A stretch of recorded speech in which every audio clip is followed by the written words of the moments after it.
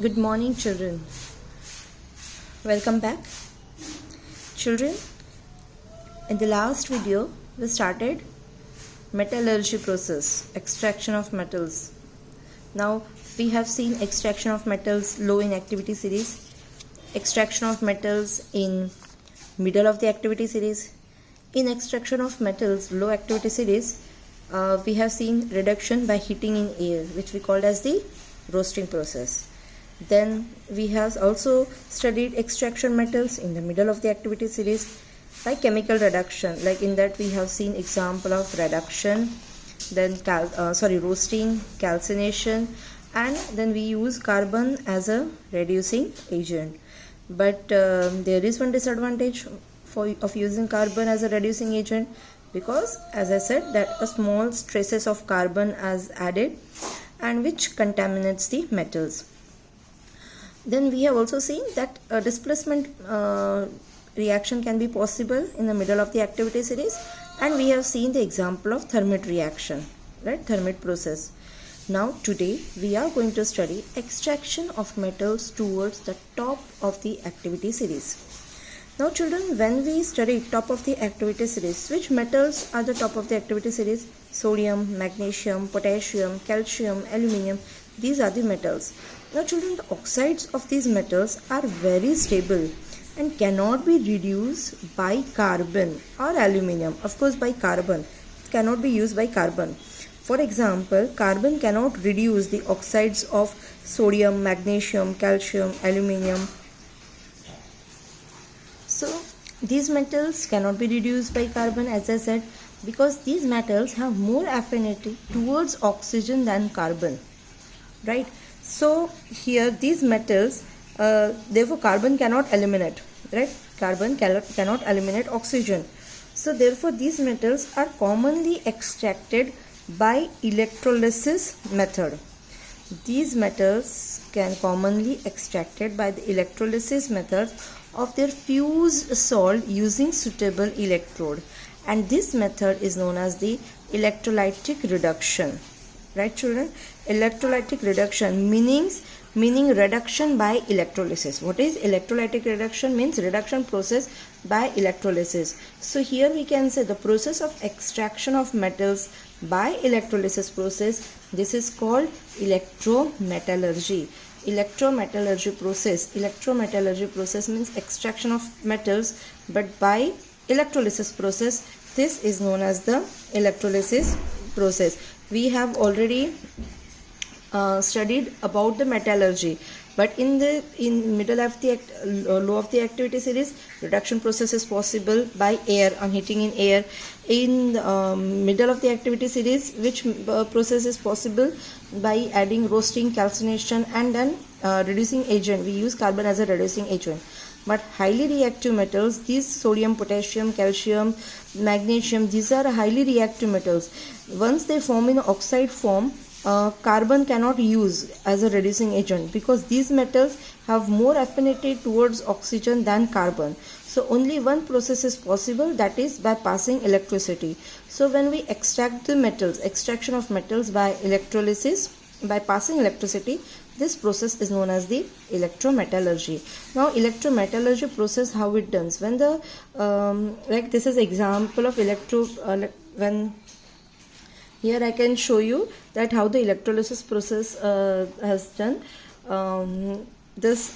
Reactive metals like sodium or potassium are prepared by the electrolytic reduction of their molten metal chlorides, right children? Molten metal chloride, you can see NaCl in the form of molten state, and these metals are when electricity is passed, so these metals are deposited at the cathode. Why cathode? Because metal Na is metal which carries the positive charge, so it will as cathode is a negative electrode, so it will liberated towards the cathode, and chlorine liberated towards the anode.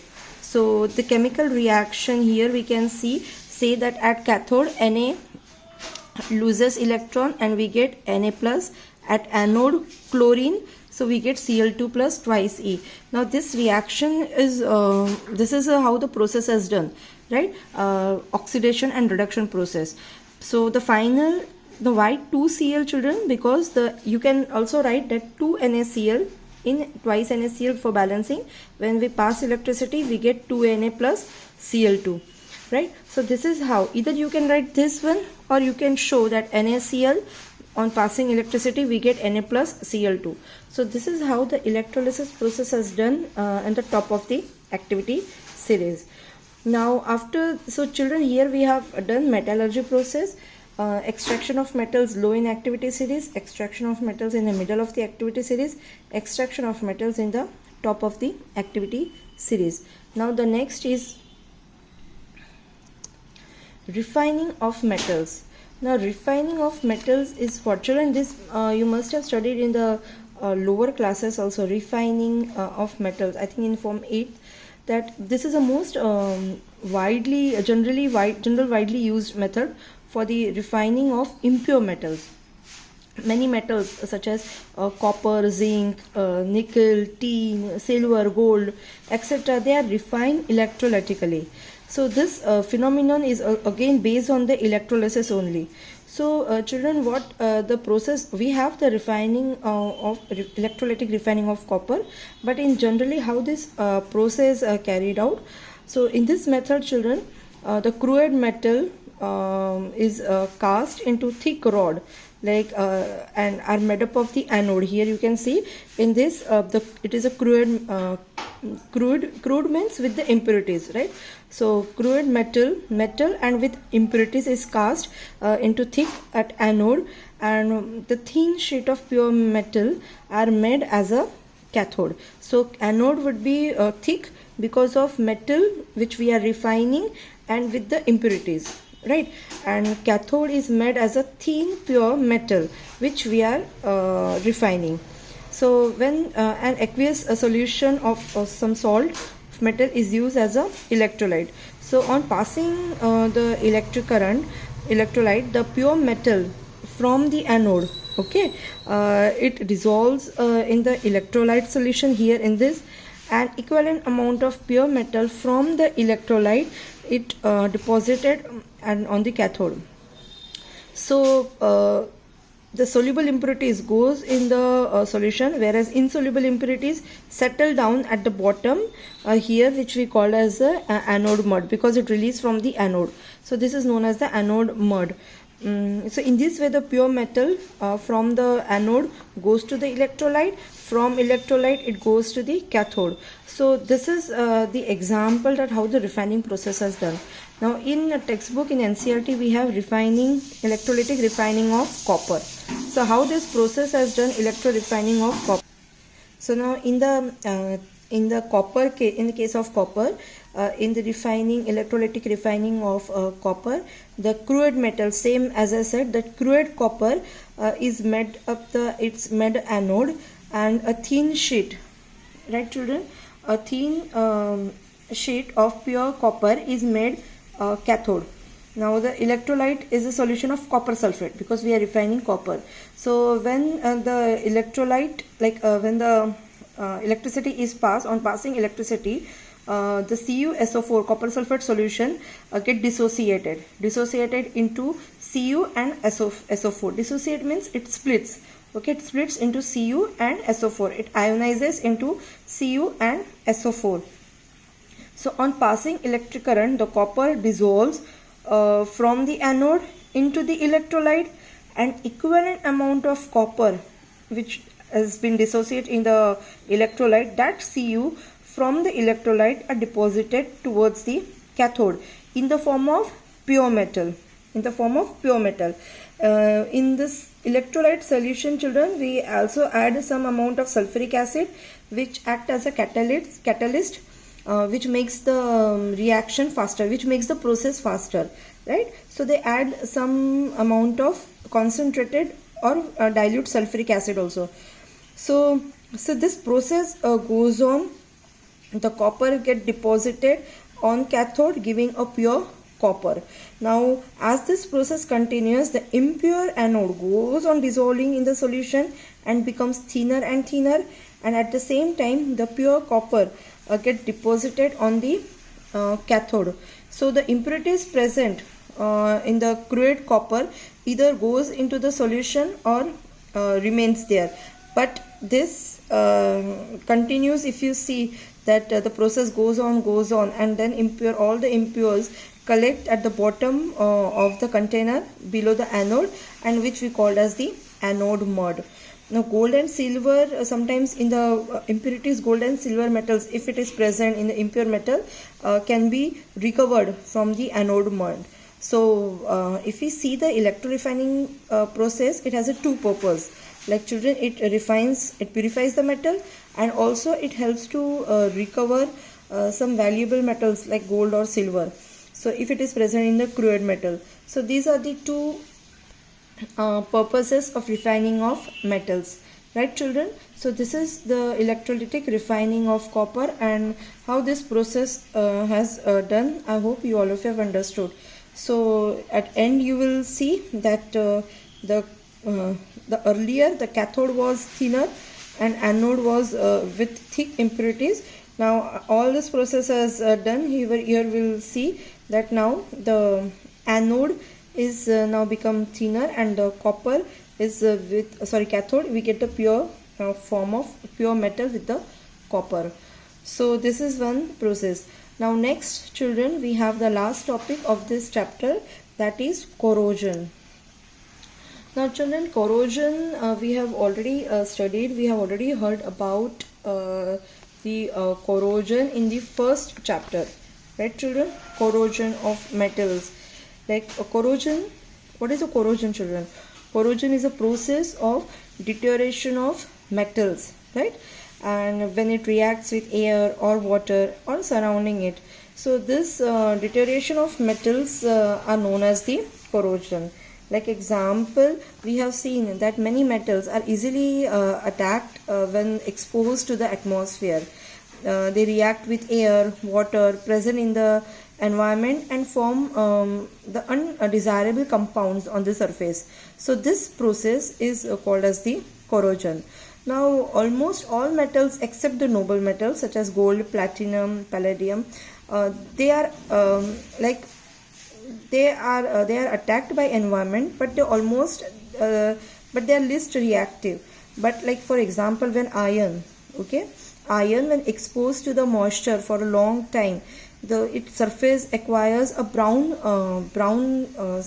color substance, flaky substance, which we called as the rust. So this is rusting of iron is again the example of corrosion. Then copper reacts with the CO2 which is present in the atmosphere, carbon dioxide present in the atmosphere, and then it loses its shiny brown surface and acquires a green coating, which we call as a copper carbonate in the moist air, right? CuCO3/2. So this is an CuCO3. So this is again rusting, where the copper turns green in color, a greenish color. What about the silver? Silver articles, you must have seen that it turns black in color, because the silver articles after some time when it exposed to air, it reacts with the sulfur which is present in the atmosphere, and these silver articles become black to form a silver sulfide. Even lead, stainless steel lose their luster, right? You must have seen that stainless steel initially they are very much shiny, but once we use, they react with in the moisture and they loses their luster. This is all due to the corrosion. So the corrosion causes damages the articles and many things. So here we are going to learn that what are the prevention of corrosion. Prevention of corrosion. The first important, that is children, you must have learned in the 9th form also you have heard, that is alloy. What is alloy? Alloy is a mixture of metal or metal to non-metal. This mixture is known as the alloy. Now children, there are various examples of alloy. For example, I can say iron, which you have seen, we use these metals, but it never used in the pure form, because pure iron is actually soft and it stretches when it hot. So in that we add 0.05% of carbon in it to make it hard and strong. So this is one example. Here you can say iron is an alloy. Then stainless steel. Stainless steel is again example, which is a mixture of chromium, nickel. It is an example of. Then there are many many examples: chromium, nickel. Then many examples are the amalgam. Amalgam is there, which is a mixture of metals and mercury. Children, these amalgam, like for example, metal plus mercury. So any metal in amalgam, we add any metal plus mercury. This is also one alloy. This if we use in metal sodium plus mercury, it is used in the this sodium amalgam is used to decrease the chemical reactivity of sodium metal. So this is again one method which we use in doctors also use as a dentist. So these are the sodium metal is there. A sodium amalgam is also there, which we called as a sodium amalgam. Then there is brass alloy is there, which is a mixture of copper and zinc. Bronze alloy is there, which is a mixture of copper and tin. Sn means tin. We have, as I said, that brass articles, and we have this bronze articles are there. As I said, stainless steel articles are there, iron plus chromium and nickel. So the solid mixtures are known as the alloy. So an alloy is a homogeneous mixture of two or more metals, or we can say metals and non-metals. So these are all the examples. So alloy is also help for the prevention of corrosion. Then children, we have know the galvanization method. Children, what is galvanization? You must have heard about a coating of zinc. Galvanization means a coating of zinc. This is a iron is protected from rusting by coating thin layer of another metal, or maybe highly reactive metals is applied. When zinc is applied, this process, the covering iron with zinc, is known as the galvanization. Then coating the metal surface with a thin layer of paint, varnish or grease is again we can prevent from the corrosion. So there are various or we can say many methods, so we can prevent from the corrosion. And children, one more example, that is of gold. Pure gold is also very soft, right? 24 karat gold, which we cannot use for the jewelry, but so therefore they generally alloyed with the copper or silver to make it hard and modified its color. So this is also we can say, and then it is expressed in carats. So pure, this is also an example of alloy. So this is all about the prevention of corrosion. So I repeat again, children, in prevention of corrosion we have seen many examples, and this is important in way. So here we can say that a corrosion of metal surface with a thin layer of paint, varnish or grease when we apply. This is also one prevention. Like for example, many vehicles like cycles or cars which are made from the iron sheets are protected by rusting by paint. Then we have seen example of galvanization. The process of covering iron with zinc is called galvanization. Then prevention of rusting. In example, we can say iron pipes which are in contact with the water. Like for example, groundwater pipes are protected from rusting by connecting the more active metals like magnesium or zinc under the ground. So this is again one method, prevention of corrosion. Then we have seen alloys example. Alloy is a homogeneous mixture of two or more metals or metals or non-metals. In that example of iron, pure iron is actually soft and stretches easily, but when we add a 0.05% of carbon in it, it becomes hard and strong.